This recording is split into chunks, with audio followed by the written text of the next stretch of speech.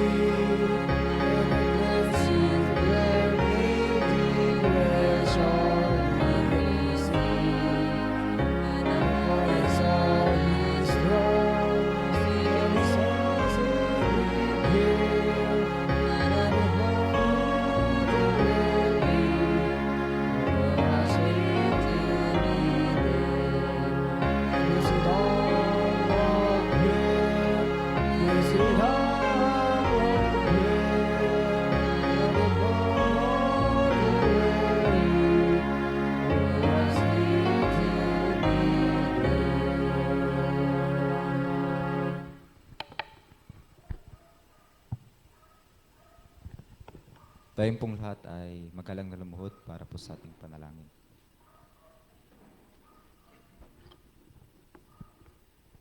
Dakilang Ama, Diyos na kataas-taasan sa lahat, amin pong binabalik ang papurit pagsamba sa inyong pangalan sa mga oras na ito.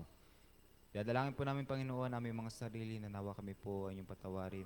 Saman po kami nasumpungan ng kulong ng kasala sa salita sa gawa, liman po ito o hiyag. Nang sa ganun kami po ay maging karapat-dapat sa inyong panan upang patuloy po kayong papurihan at sambahin. Dalangin po namin sa mga oras na ito, nawa samahan niyo po kami sa aming pong pagsamba.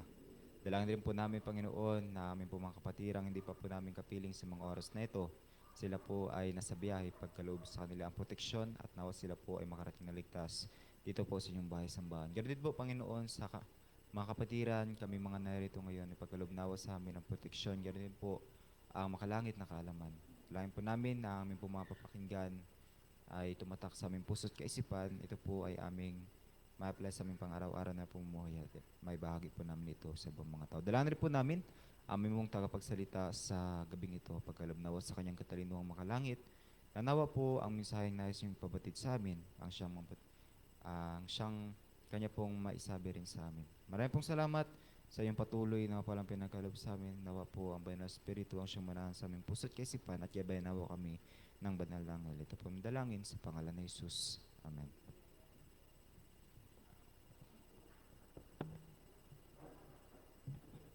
Ayan, happy Vesper po sa ating lahat.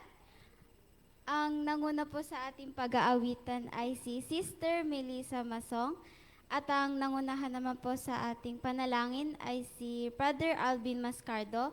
At susunod po nito ay ang special song po ni Sister Queenie at ni Sister Melissa. At ang linyang likod po is Precious Nixie Villanesa. At makakarinig po tayo ng mensahe sa gabing ito ni Jan Abanilla. Yan po ang pagkakasunod-sunod na ating pong programa sa gabing ito.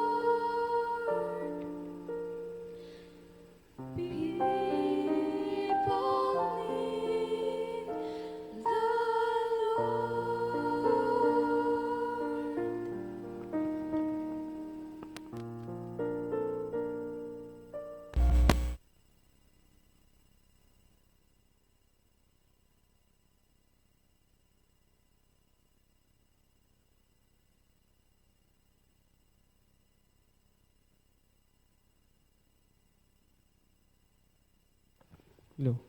Happy Sabbath mga kaigsunan. Mga kapatid, maayong gabi.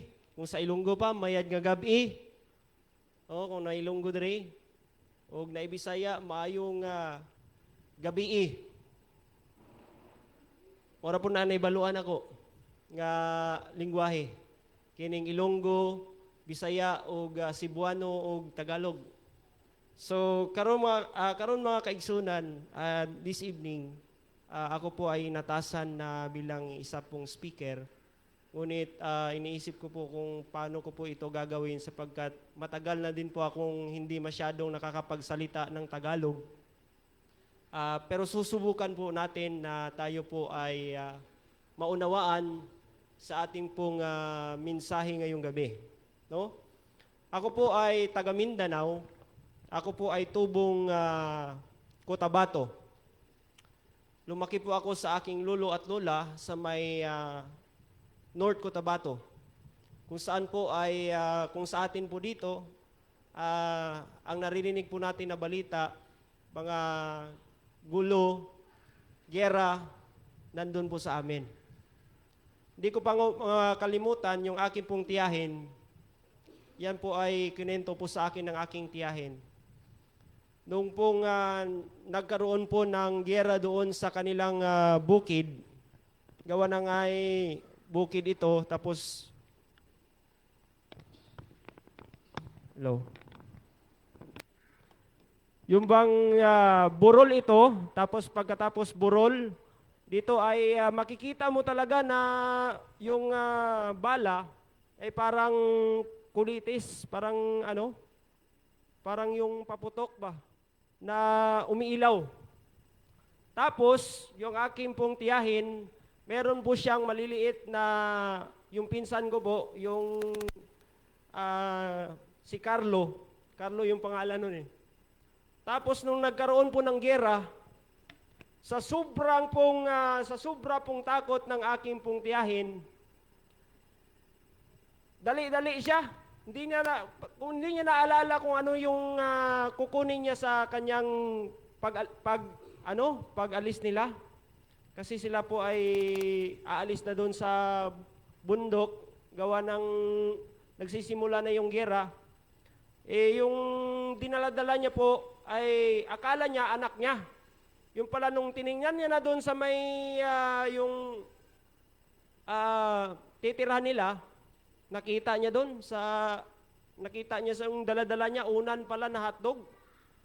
Hindi ko makalimutan mga kapatid na sa sobrang takot, ay naiwan niya pala yung kanyang anak doon sa bahay at nakalimutan niya pala yung aking pinsan na dalhin. Yung palang daladala niya pala ay unan pala yun sa sobrang takot. Pero hindi naman ngayon mga kapatid, gawa ng nung panahon ni Duterte, talagang nalinis po yung, nawala po yung mga ganun, mga pangyayari doon sa amin. Nangyari pa nga po doon sa aming bahay mga kapatid, ang likod po noon ay yung harap po noon ay nakaharap po kami doon sa may police station. Merong nag-alsa na mga New People's Army mga kapatid galing sa bundok. Meron silang dalang isang truck, tapos 50 sila. Una-una, pinaligiran muna nila yung munisipyo, kumuha sila ng mga pera doon. At saka yung pagkatapos, bago sila umalis, nirakrakan nila yung police station mga kapatid. Ang nangyari pa nga doon ay, sabi pa ng pinsan ko, yung papa, yung natiyuhin ko, talagang nakaihi po siya sa kanyang short sa sobrang takot. Kaya nga po mga kapatid, kung pag nagkwento po tayong Mindanao, ngayon ay okay na po. Meron ma pong foreigner akong nakausap, sabi niya, totoo ba daw na ang Mindanao is magulo? Nga, okay naman ngayon.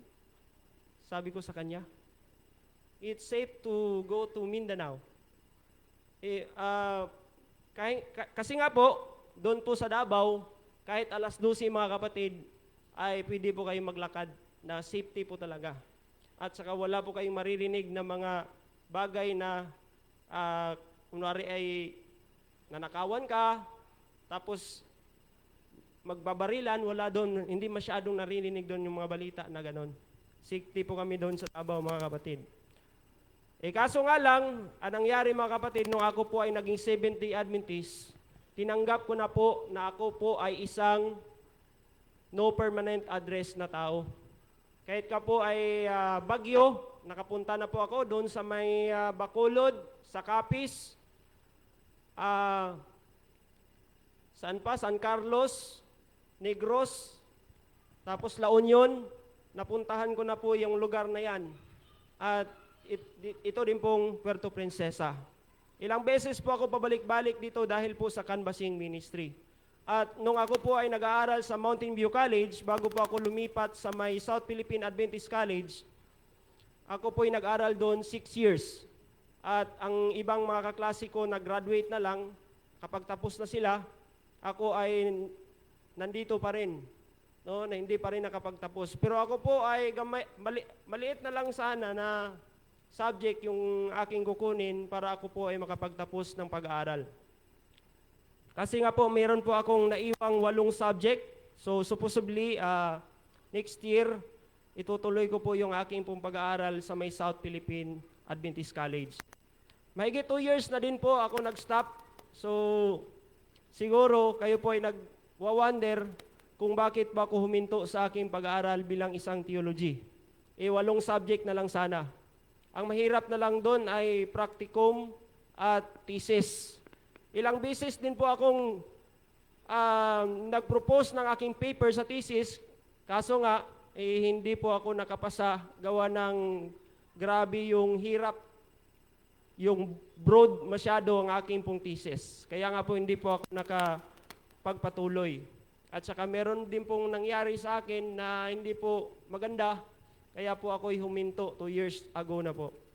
So, pero nga lang, nung nag-aral po ako sa SPACY, nag-transfer ako sa South Philippine Adventist College, meron mga po ako doon na junior ko pa siya sa MBC. Pero nung pumasok kami doon sa SPACY, nung nag-aral ako doon, may subject ako na siya yung guro ko. Tapos parang ako mga kapatid, parang nahiya din ako sa sarili ko na junior ko pa yan, tapos naging guro ko pa. Grabe, no? Ang tagal siguro mga kapatid, siguro ako ay magsuma na siguro ako sa college. Suma 10 taon. No? Hindi, suma cum laude, suma 10 taon na po ako sa college. Pero kung basihan lang po ang experience, hindi po mababayaran yung aking experience na ako nag-aral sa Mountain View College. Kasi lahat po doon ay nasubukan ko paano makasurvive nang wala kang suporta sa iyong magulang. Kasi po ako ay lumaki na wala na po akong parents until namatay yung mama ko year 2019. Ako na lang, kahit buhay pa yung mama ko nung time na yon, although kunti lang po ang nakukuha kong support, ang ginagawa ko po ay para po makapag-survive doon sa Mountain View College, nakasubok po ako doon kumain ng tutong. At nakasubok din ako doon na mag-massage, maglaba ng damit na hindi sa iyo para lang magkaroon ka ng allowance. Nakasubok nga ako maglaba ng foreigner na damit ng foreigner, mga kapatid, yung negro. Kasi yan ay, kumbaga kung hindi yan sila maligo ng 2 araw, talagang yung damit nila na susuotin ng mga kapatid, iiwan talaga yung baho. Subok ako niya, naglaba ako mga kapatid ng damit ng foreigner. Tapos ay sinuhulan ako ng 200. Pero hindi ko talaga matiis mga kapatid yung amoy. Ang ginawa ko, kinuha ko yung tape, yung clip ng sinampay. Nilagay ko dito sa ilong para ako ay makapaglaba. Nasubukan ko po din yan mga kapatid, yung experience na yan nung ako po ay nag-aral sa Mountain View College. Yung nga po, kada summer, lagi ako nagkakanbas until na dumating ako dito sa Palawan mga kapatid. Nakakanbas ako dito, ng leader ko is isa din pong taga dito din po, si Monterde, that is year 2016. Nakasama ko pa po yung anak ni, 3 ba yun sila? 3 yun sila eh. anak ni Sir Mascardo. Dating leader po yan si Sir Mascardo. At nakasama ko yung mga anak niya dati, year 2016 sa canvassing dito sa Palawan. At yung nga po, sa kabutihan ng Panginoon, naging top-notcher din po ako dito. At kahit saan po mo akong pumuntang lugar, sa Bacolod, naging top-notcher din po ako. Sa may Iloilo, naging top-notcher din po ako. Doon po sa Baguio, naging top-notcher po ako, pero short time lang po. Pero sabi ko, Lord, siguro, ito na siguro yung magpapatapos sa akin itong canvassing ministry. Gawa na nangyari sa akin mga kapatid, ay tayo po ay humingi ng tulong sa mga kapatiran. Minsan merong mga kapatiran na hindi makakaunawa kung ano yung ating sitwasyon. Instead, natutulungan tayo, tayo po ay bibigyan ng issue. Yun naging dahilan kung bakit ako na-discourage mga kapatid at nawala din po ako for the short time sa aking pananampalataya sa Panginoon. Dahil po sa aking kapatid, sa aking ate, dalawa lang po kaming biological, sabi niya sa akin, bumalik ka. Niluhudan niya po talaga ako kasi 3 beses po siyang nanaginip sa akin na dumating na daw yung Panginoon at hindi niya daw ako nakita sa mga nailigtas. Doon pa lang mga kapatid, sabi ko siguro may purpose talaga kung bakit ay ako ay bumalik sa ministry ng canvassing kasi gusto ko din po ay mapalago ulit ang aking pong pananampalataya sa Panginoon. Now, sa ating pag-aaral ngayon mga kapatid, ito po ay inline sa ating pong darating na 1 Boys 27. If wala pa po kayong libro na ganito mga kapatid, siguro ay natanggal na yung cover nito. Isang beses ko na po itong nabasa. Ngayon, babasahin ko naman siya ulit hanggang sa maubos ko ito. So ngayon po ay hindi pa po ako nangalahati. Pero gusto ko pong i-propose sa inyong books na ito sapagkat meron po tayong programa na gagawin sa General Conference. Ito po ay gaganapin sa buong mundo. Ito po ay tinatawag na 1 Boys 27. Sa 1 Boys 27 po mga kapatid, tayo po ay nilaanan ng panahon upang pag-aralan natin ang ating pong Spirit of Prophecy na mga libro. At isa po itong Desire of Ages. Kaya nga po, kung wala pa po kayong Desire of Ages, akin pong i-promote sa inyo na kailangan nyo pong kumuha ng Desire of Ages na ganito sa ating pong publication.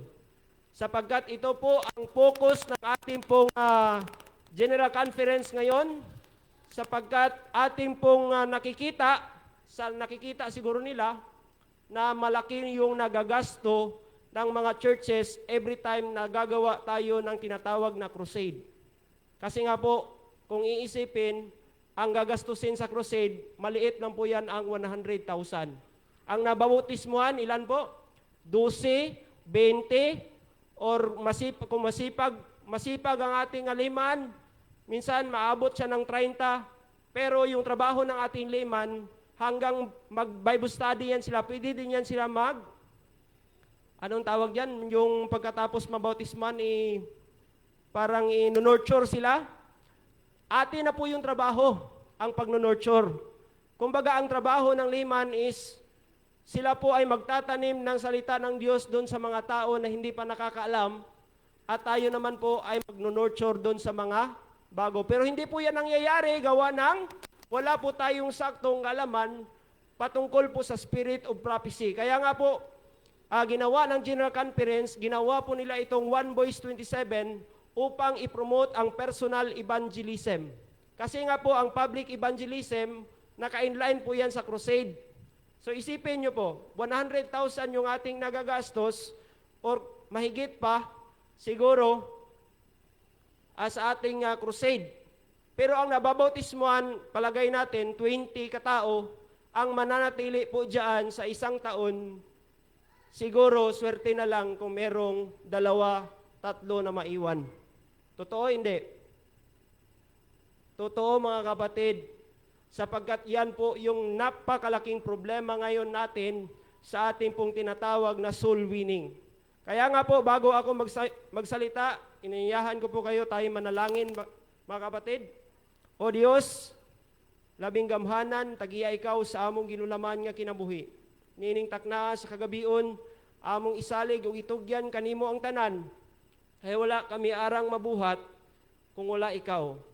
Busa Ginoo, panalangini ang matag usa kanamo nga kami makasabot sa imong mulawanong pulong aron kini among masabwag sa imong makatawhan nining kalibutan nga wala na isayod sa matuoran. Amo isalig kining tanan sa ngalan ni Jesus. Amen. Mga kapatid, ang ating pong General Conference is, ang sentro po talaga is ang soul winning. Siguro, palagay po natin, ang membro natin dito, aabot po ng 50 o 60 katao na mga adults. Palagay po natin yun ha, 60. Tapos, kung kada isa gagawa sa Panginoon, meron siyang isang soul o isang kaluluwa na madadala nito, kada buwan, siguro kung atin po yung i-time sa isang taon, napakadami na po yun. Imagine 60, sa 60 katao, times 12, o times 12, ay sa isa katao, times 12. Tapos, 12 times 60. Di ba sobrang dami mga kapatid? No? 620 katao. 620 katao. Ay, so mahigit pa. 620 ba? Siguro ganyan mga kapatid. Kung atin pong alalahanin, marami po sa atin ang hindi pa po nakakalam kung ano po yung pag-nurture sa ating pong mga bagong nabautismuhan. Kaya nga po, ang trabaho na ito hindi lamang iakay o ating ilaan lamang natin sa ating mga elders, sapagkat yung ating elders, marami na pong problema. At kailangan din po natin, o kailangan din po nila yung tulong natin bilang isang manggagawa na 70 Adventist sa sanlibutan ito. Kaya nga po mga kapatid, hindi naman po ako po ay nagmamagaling sa ganitong sapagkat hindi ko naman masyadong alam ito. Pero ito po ay proposal lang po ng General Conference para sa gagawin na One Voice 27 magsisimula ngayong September. Hanggang next year, September din matatapos. Kaya nga po mga kapatid, mataas-taas po yan kasi ang ating paksa dyan is dito naka-inline sa Desire of Ages. Kaya kung hindi pa po kayo nakapagbasa ng Desire of Ages, mainam po na kayo po ay magsisimula na ngayon sa pagbabasa ng ating Desire of Ages. Napakaganda po ng libro na ito. Ang ating po pag-aaralan ngayon is patungkol po sa buhay ni Judas. Ito po ay makikita sa Mateo 28. If you have your Bible with you mga kapatid, atin pong buksan at atin pong paglaanan ang nakasulat dito sa Mateo 27 chapter 27 verse 3. Basahin ko po dito. Then Judas, which had betrayed him, when he saw that he was condemned, he repented himself and brought again the 30 pieces of silver to the chief priest and elders, saying, I have sinned in that I have betrayed the innocent blood. And they said, what is that to us? Kumbaga, ang ibig sabihin po nun mga kapatid sa atin, ngayon, ako po ay magtatanong sa inyo, ano po kaya yung cost or halaga natin? Tanungin nyo kaya yung sarili mo, ano kaya yung halaga ko? Siguro ba ay ang halaga ko upang maging isang leader, ang halaga ko ay maging isang bagay na magbibigay ng ano kaya yung halaga natin? Di ba? Siguro minsan ay napaisip-isipanan po natin ng ating pong buhay ay wala pong halaga. sapagkat meron pong darating na problema, minsan hindi po natin maunawaan kung may halaga pa ba yung ating pong buhay. Minsan, nakakalimutan na po natin ang halaga na ipinagkaloob ng ating Jesus nung siya ay nabayubay sa cross. Kaya nga po, ang aking pong dinalang paksa ngayon, patungkol po ito sa buhay ni Judas. At si Judas, mga kapatid,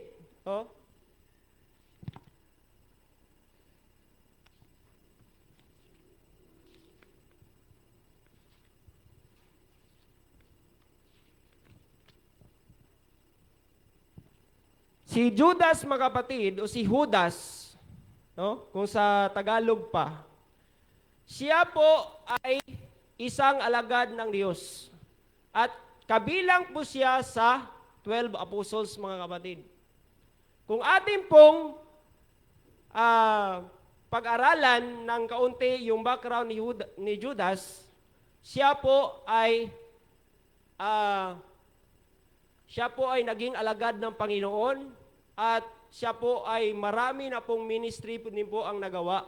Nung si Jesus Christ ay nabubuhay pa po sa sanlibutan, siya po ay naging kasama ni Jesus Christ o mga alagad ni Jesus Christ upang ipalaganap yung kanyang salita.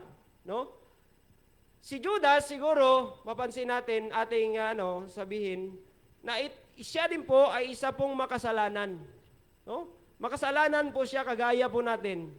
At siya po ay tinawagan ng Panginoon upang gumawa ng kanyang gawain sa pagpapalaganap ng kanyang salita dito sa sanlibutan. Kaya nga nung tinawag si Judas, sabi pa dito, the history of Judas presents that the sad ending of life might have been honored of God. Has Judas died before his last journey to Jerusalem, and would have been regarded as a man worthy of a place among the 12. Bakit mas worthy siya, mga kapatid? Ito. Kung mapansin natin, naging malala o masaklap ang nangyari kay Judas, sapagkat ipinagkanulo niya ang Panginoon at ibinenta niya doon sa mga eskriba si Jesus Christ at bininta niya sa pamamagitan lang ng ilan? 12 ay 30 pieces of silver. Kung atin pong pag-aaralan, ang silver po, mga kapatid, noong unang panahon, isa po yung Tyrian silver na meron po siyang 12 ounces kada isang coin. Imagine, 30. So, ang total niya is $12,000. Kung i-convert po natin yan sa piso, magkano po? 696,000. Ang laki na yan ng pera. 500,000 na yan, mga kapatid. At nung na-realize ni Judas, mga kapatid, nang siya ay nagkasala sa Panginoon, at ipinagkanulo at bininta niya ang Panginoon doon sa mga Parisiyo, ang nangyari ay ibinalik niya po yung pera. Kaya nga po, sabi po dito, sa kanya pong istorya,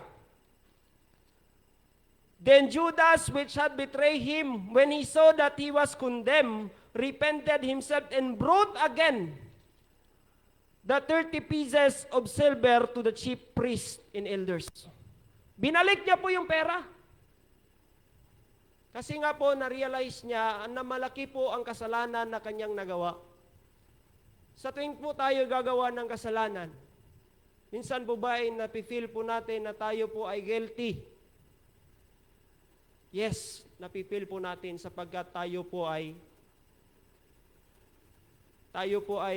inaano kumbaga, tayo po ay tinatouch ng Holy Spirit para ma-realize po natin na tayo po ay nagkasala. Kaya nga po sa nangyari, mga kapatid, isinauli ni Judas ang pera na ibinigay sa kanya ng mga pari at mga eskriba. Kaya sa uli niya, hindi tinanggap ng mga eskriba kasi gusto din nila na mamatay si Jesus Christ. Kaya nga po, ang ginawa nila, instead na,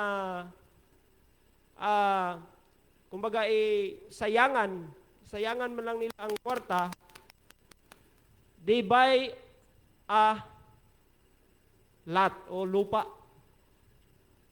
Ang katong nga lupa, mga kapatid, ilang gipalit, pinaagi sa katong kwarta o sa pera na ibinili nila sa buhay ni Jesus Christ, na ibinigay nila kay Judas.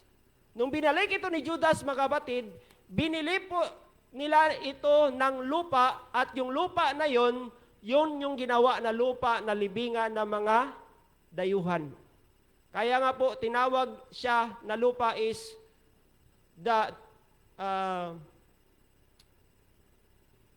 anong tawag dyan sa ano?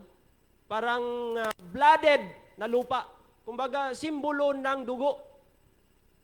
Kaya nga po, mga kapatid, nung si Jesus Christ po ay namatay sa cross, pinagkalooban niya po ng pagkakataon ang bawat isa, bago pa man po namatay si Jesus Christ, kahit na si Judas, mga kapatid, pinagkalooban niya po ng pagkakataon na si Judas ay ma-realize niya at i-offer niya yung buhay niya sa Panginoon. Pero ang nangyari, mga kapatid, nung si Judas ay nagpakamatay, pupunta na po siya doon sa, umiiyak si Judas eh. Sabi nga po dito, mga kapatid, sa Desire of Ages, sabi dito, I have sinned, again cried Judas, in that I have betrayed the innocent blood. But the high priest, regaining his self-position, answered with scorn, what it is that to us? Kung sa may pakialam na mo, ana? Kumbaga ang tubag pa sa Bisaya. Kung sa Tagalog, anong pakialam namin dyan? No? Sabi pa dito, mga kapatid, the priest had been willing to make Judas their tool, but they despised his baseness. When he turned to them with confession, they spurned him. Yung pagbalik ni Judas ng 30 pieces of silver, just to realize na kailangan, gusto ng Panginoon na iparealize din po sa mga skriba at pari na ang kaligtasan at pagpapatawad ay pagkakaloob ni Kristo sa kanyang kamatayan. Kaya nga po, mga kapatid, hindi lang po ang purpose nito para kay Judas. Para din po sa mga priest. Pero ang sagot nila, ano ba na ang pakialam namin? Siguro, mga kapatid, sa tagal ko na po nagkakanbas, year 2014, year 2015, sa Pasay pa lang po ako nagsimulang magkanbas, kasama ko po ang mga taga-IUFI. Marami pong mga customer na kung minsan ay kung hindi po kayo ipapahabol sa aso, siguro po, kayo po ay sasaraduhan sapagkat they don't need salvation with our publication. Siguro hindi nila alam kung ano yung ang laman ng libro na atin pong binabahagi sa kanila, bawat tahanan. Kaya nga po, maraming nagsasabing, Seventh-day Adventist, hindi pa nila alam yung publication. Alam niyo po, ang publication ang naging dahilan bakit sa buong mundo napakarami na pong naitayong iglesia ang Seventh-day Adventist. Ano pong dahilan? Dahil po sa publication. Kung hindi po dahil sa publication, mga kapatid, siguro hanggang ngayon, hindi pa po tayo naging Seventh-day Adventist dito sa Pilipinas. Ano namang halaga niyan? Ang libro natin, binibinta. Mga kapatid, binibinta po yan sapagkat hindi natin gusto din na mangyari na magiging kagaya yung ating ministry sa mga, ano ba yan, yung Jehovah's Witnesses, na nagbibigay sila ng libro sad to say, grabe nila kugihan, no? Kugihan kay sila. They are very opportunate pagdating po sa gawain. Masipag po sila pagdating po sa pagbibigay ng mga libro. Pero dahil wala pong halaga yung kanilang libro, minsan tinatapon na lang sa basurahan. Pero not means na hindi tayo tatanggap niyan. Kasi nga mismo ako, tumatanggap din ako ng mga ganyang mensahe. Pero kaya nga po mga kapatid, there are a lots of history na ang ating pong publication ay nagbigay po ng kahulugan sa buhay ng bawat isa sa atin. Hanggang ngayon.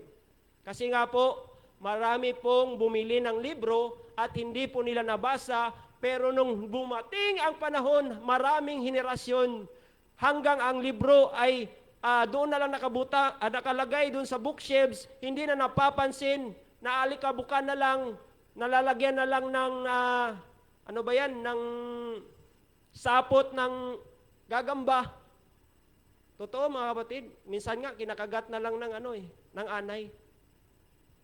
Pero, yun yung mga libro mga kapatid na merong henerasyon na dumaan at nakita niya yung libro na bakit itong libro na ito ay nandito. Nung kanyang binasa, marami pong history, marami pong mga personal experience na naging isang halimbawa po sa kanila at sila po ay nakatanggap ng kaligtasan ng Panginoon sapagkat kanila pong nabasa yung ating mga publication. Nung nabasa na maganda pala itong libro na to. Kaya marami pong history mga kapatid na maraming nabautismuhan dahil po sa ating mga publication. Alam niyo po yung NRE na libro? Hindi lang po yan patungkol sa health. Meron po tayong 28 fundamental beliefs po dyan na nakasalpak sa NRE. Kahit nga po ibang mga libro natin, yung mga health books natin, meron pa rin, biblical pa rin yan. Isipin niyo po, yung unang panahon, wala pa pong mga gamot, wala pa po yung mga gamot na nabibili natin ng mga synthetics. Ang ginagamit lamang na gamot ni Adan at Eva sa kanilang kapanahunan, yung gamot na halaman na sa kanilang paligid. Kaso nga lang po, pinakaluban sila ng Panginoon ng knowledge patungkol sa mga herbal at yun po ay nawala dahil sa nangyari po na Dark of Ages. Kaya nga po yung tao ay nag-increase yung kanilang knowledge sa mga makasinibutan, pero nawala yung kanilang knowledge patungkol sa Biblia o sa katotohanan. Kaya nga po ngayon nagkanipis na yung cellphone. Laptop nga dati, ang kapal pa niyan Ngayon, ganito na kanipis. Walain mo yun. Pero tanungin mo yung mga taong elite na mga tao dyan sa palibot natin, kung nakakaalam ba sila anong ibig sabihin ng John 3:16, siguro mahirapan pa sa pagsagot. Kasi hindi nila alam yan. Kaya nga po nung panahon na yon, ngayon, gumawa ulit tayo ng history dito sa buong mundo ng ating pong libro ay nagbibigay po ng knowledge patungkol po sa ating pong kaalaman sa herbal. Kaya nga po minsan ay kami po ay pinapagalitan ng mga doktor sapagkat ang doktor mataas na talaga yung knowledge sila sa mga libro. Ay hindi naman namin sila maano sapagkat mataas yung knowledge sila dyan pagdating sa panggamot. No? Sabi pa dito mga kapatid,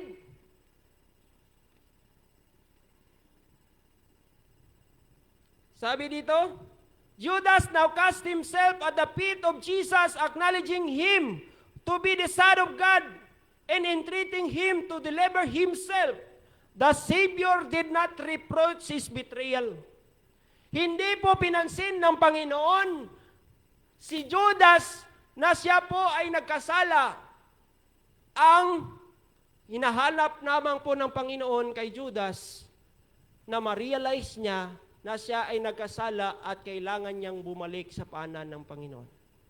Kaya nga po tayo na dati po ay nawala dahil sa 1,000 years Dark of Ages na lahat ng mga Kristiyano pinagpapatay, pinapakain sa leon, sinusunog doon sa cross. At ang nangyari, ang mga Biblia, sinunog.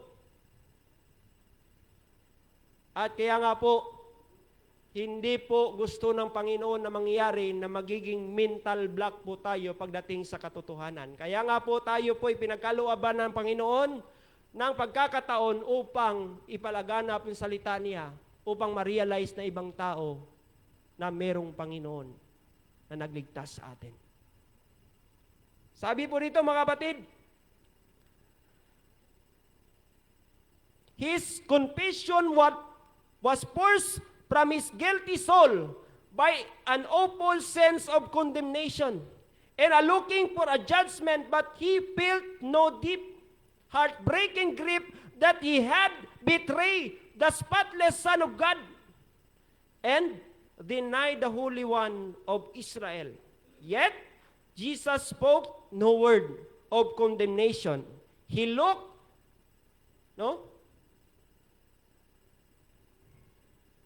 He looked upon Judas and said, For this hour came I into the world.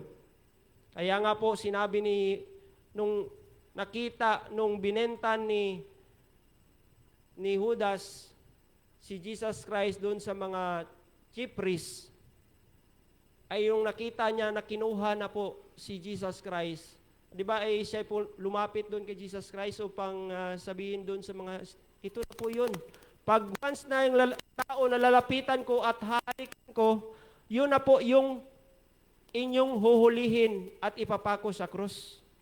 Kaya nga po nung lumapit si Judas, mga kapatid, kay Jesus Christ, doon nakita mismo ni Judas sa mga mata ni Jesus Christ. Whatever things you have done, whatever the sin you have done, I already forgiven you. Kaya nga po, nung siya po ay lumapit, na-realize po ni Judas na bago pa po siya nakagawa ng kasalanan, ay pinatawad na siya ng Panginoon, pero nang ibabaw pa rin sa kanya yung sakim. Alam mo kung bakit? Ang ginawa ni Judas, instead na siya po ay humingi ng kapatawaran sa kanyang kasalanan, grabe talaga yung iyak niya. Kumbaga habang naglalakad siya sa daanan, bago doon pupunta siya ay magpatiwakal, umiiyak pa rin siya. Hindi niya matanggap na siya ay nagkasala. Just to make it happen, na tayo po ay nagkasala din. Pero ang kabutihan ng Diyos ay na-realize po natin na kailangan po natin na tagapagligtas at kailangan po natin ng kapatawaran. Kaya nga po, tayo po ay nagsisimba, nananalangin sapagkat gusto po natin tayo po ay mapatawad ng Panginoon sa ating mga kasalanan. Pero si Judas po mga kapatid, dahil po binuhat niya yung sarili niyang cross, na ay para bang kung tayo po ay nagtitiwala sa Panginoon, iniisip po natin na kapag tayo po ay gagawa ng kabutihan, tayo na po ay maliligtas. Parang self-gratification ang tinatawag mga kapatid. Pero to tell you, kahit anong gawin po natin ng kabutihan, we are called sinful. Kasi nga po, sa simulat sa Paul, tayo po ay makasalanan. Wala pong ni isa sa atin na karapat-dapat. Pero dahil po si Jesus Christ ay namatay sa cross, tayo po ay nagkaroon ng kaligtasan at kapatawaran sa ating mga kasalanan. Bago pala po nangyari kay Judas, mga kapatid, pinarealize na po sa kanya ng Panginoon na ako'y mamamatay dahil sa iyong kasalanan, dahil sa inyong kasalanan. Ang kailangan nyo lamang lumapit at manampalataya kayo sa akin at ibigay nyo ang buong buhay nyo upang mapatawad ko kayo sa inyong mga kasalanan. Yun yung nais ng Panginoon. Sad to say, namatay si Judas, nagpakamatay talaga siya. At yung nagpakamatay sa mga kapatid, I don't know if sekular man yung nabasa ko. May nasekular ako na nga nabasa. Nang yung habang nagpapakamatay daw si Judas, mga kapatid, yung nagpapakamatay daw siya, yung yung kanyang paa ay nakaangat. Ang ginawa po ay naging parang burol po yung kanyang yung lugar kung saan siya nagpatiwakal. Pero ang ginawa po ni Judas, inangat niya po yung kanyang paa. Pero ang Panginoon, inaangat yung lupa para hindi mamatay si Judas. Para hindi niya ilagay yung kamatayan na dapat hindi siya ang magbabayad, kundi walang iba, si Jesus Christ lamang. Isipin mo yun. Kahit nga po mga kapatid, si Lucifer, iniisip siguro natin, nung si Jesus Christ ay namatay sa cross, bago napunit yung tabil doon sa sanctuaryo, siya po ay binigyan pa ng Panginoon pagkakataon upang siya ay humingi ng tawad. Pero, nga lang, dahil po sa pride ni Lucifer, at hindi niya pa rin tinanggap yung kaligtasan na pinagkaloob ng Panginoon. Kaya nga po nung namatay si Jesus Christ sa pagkabuhay niya, nagiging walang bisa at wala pong power ang kaligtasan kay Lucifer. Kasi wala na close provision na yung kanyang kaligtasan. Pero nga po, sinasabi po natin, nga kung minsan is pag tayo po ay nagkaroon po ng realization sa ating pong pananampalataya na na-realize natin nagkasala tayo, hindi pa po huli ang lahat hanggat hindi pa po tayo nakabaon sa lupa. Ang panahon, ang nakakatakot, pag hindi po tayo manampalataya sa Panginoon, tapos tayo po ay naabutan ng kamatayan. Goodbye. Sabi po dito sa sulat ni Ellen G. White, mga kapatid, later the same day of the road from Pilate's Hall to Calvary, there came an interruption to the shouts and jeers of the wicked throng who were leading Jesus to the place of crucifixion. As they passed a retired spot, they saw that the foot of lifeless tree, the body of Judas, it was most revolting sight. His weight has broken the cord which he had hung himself to the tree, in falling, his body had been rippling mingled, and the dogs were now devouring it. He remains were immediately buried in the sight, but there was a least mockery among the throng. And many of pale face revealed that the thoughts within retribution seems already visiting those who were guilty of the blood of Jesus. Sino pa ba sa atin dito na naging na-realize po natin, na-realize natin na tayo ay nagkasala at kailangan natin ma-realize na kailangan nating ibigay yung ating buhay sa Panginoon. Nung si Jesus Christ po ay namatay sa cross, ibig sabihin po mga kapatid, ang kaligtasan ay hindi po natin yan gawain. Kaya nga po, ang justification, ang ibig sabihin po niyan, Jesus Christ died on the cross on our behalf because hindi gusto ng Panginoon na tayo po ay gagawin natin yung lahat nating makakaya para maligtas. Hindi po yun. Ang kailangan po natin ay tagapagligtas. Kahit ngayon sabihin ko na, siguro magtanong ako sa inyo, kung gagawa ako ng mabuti, maligtas ako hindi. Sagot daw kayo mga kapatid. Maligtas ako hindi. Pagagawa ako ng mabuti. Pagagawa ako ng masama, maligtas ba ako hindi? Hindi po natin masabi ang ating kaligtasan. Sapagkat ang kaligtasan, yan po ay ginawa ni Jesus Christ nung siya ay namatay at napako sa krus. At ang kaligtasan po nasa sa kanyang kamay. Kaya nga po mga kapatid, tayo po ay pinagkalooban ng Panginoon ng regalo na lahat po tayo ay makakatanggap at wala pong bayad.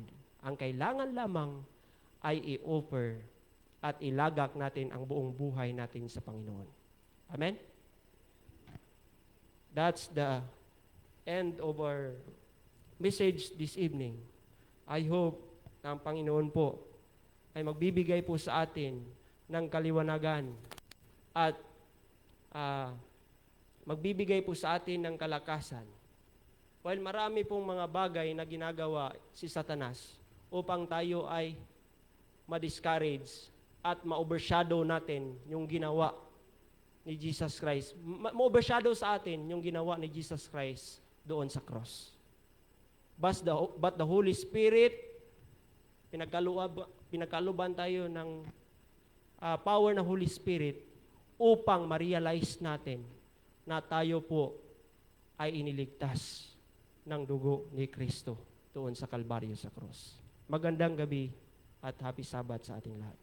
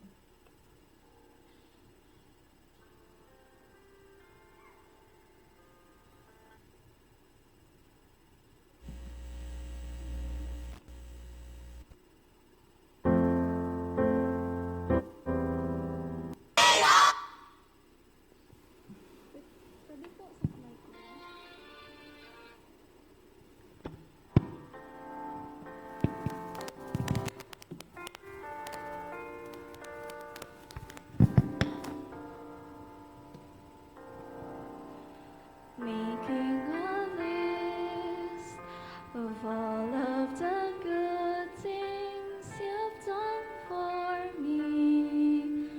Lord, I've never been the one to complain, but right now I'm lost.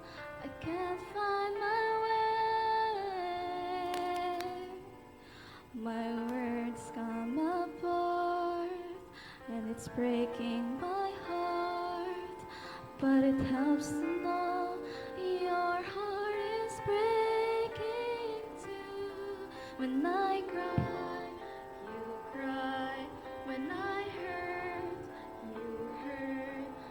When I lost someone, it takes a piece of you too. When I fall on my face, you feel it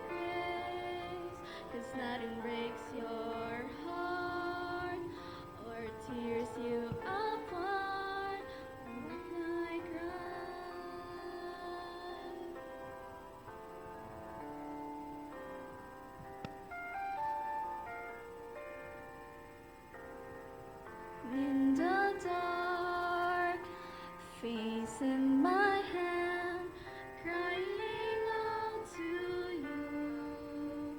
Lord, there's never been a time in my life, there's so much at stake, there's so much to lose, but I trust into you. You'll bring me through, and it helps to know that I'm not alone. Like when I cry, you cry. When I hurt, you hurt. When I lost someone, it takes a piece of you too. When I fall on my face, you fill me with grace. 'Cause nothing breaks your heart or tears you apart like when I cry. You're the one who calms the raging sea. You're the one who made the blind to see. You look through of heaven and eternity, and through it all you saw me. When cry, you cry. When I hurt, you hurt. When I lost someone, it takes a piece of you too.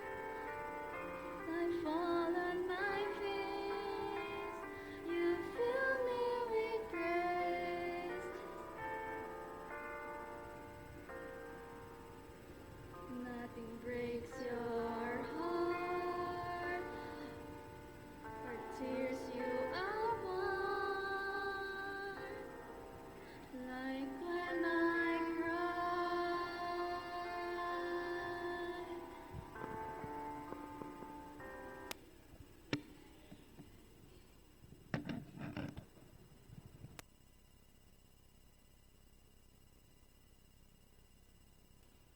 Tayo po ay tumayo para sa ating pong panalangin.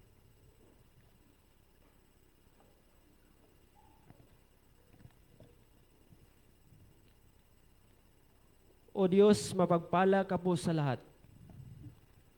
Maraming salamat po sa inyo pong kabutihan. Maraming salamat po sa inyo pong dugo na inyong pinagkaloob ang inyo pong nag-iisang anak upang matamasa at matanggap po namin ang kaligtasan na walang hanggan. Panginoon, kami po ay nananalangin. Bawat isa sa amin meron pong mga pagkukulang, pagkakamali. Sapagkat meron po kaming mga kapatiran na nasaktan po namin sa pamamagitan ng aming pong mga hindi mamuting pag-uugali.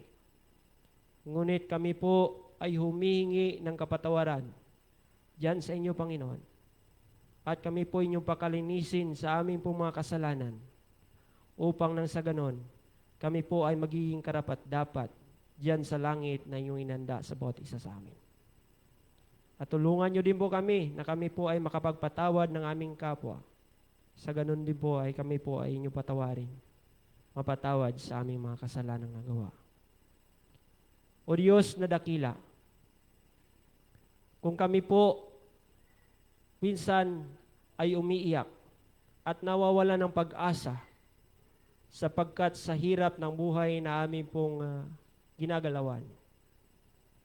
Meron pong mga problema sa pamilya, problema sa aming spiritual, problema sa pinansyal, problema sa emosyonal at sa sosyal. Panginoon, lahat ng bagay na ito, meron po kaming mga hinain at problema. Kung minsan po, umiiyak po kami dahil po sa problema na amin pong nakakaharap sa bawat araw. Ngunit kayo din po ay umiiyak sa tuwing nakikita niyo po kami na umiyak din po dahil sa aming mga bigat at pasanin sa buhay. Kaya nga po, Panginoon, hindi po namin gusto na kayo po ay umiyak pa po lalo dahil sa aming mga bigat at kasalanan mga nagawa. Gusto namin na kayo po ay maging masaya sa tuwing kami po ay gagawa ng kabutihan diyan po sa inyong harapan, Panginoon. Pagkaloob niyo pong bawat isa sa amin ng kalakasan, kami po ay magpatuloy sa aming pong pananampalataya hanggang sa inyong muling pagbabalik. Na kami po inyong masumpungan na gumagawa sa inyong pong kalooban. O Diyos, pagkaloob niyo po ang kalakasan sa iglesyang ito. Sa mga leaders na gumaganap at nag-lead sa mga membro dito sa iglesia, na pagkalooban niyo din po sila ng kalakasan. Na sila po ay gumanap, magbibigay po ng payo sa kalakasan ng bawat isa na ito po ay maipagpatuloy habang po kami ay naghihintay sa inyong muling pagbabalik, Panginoon.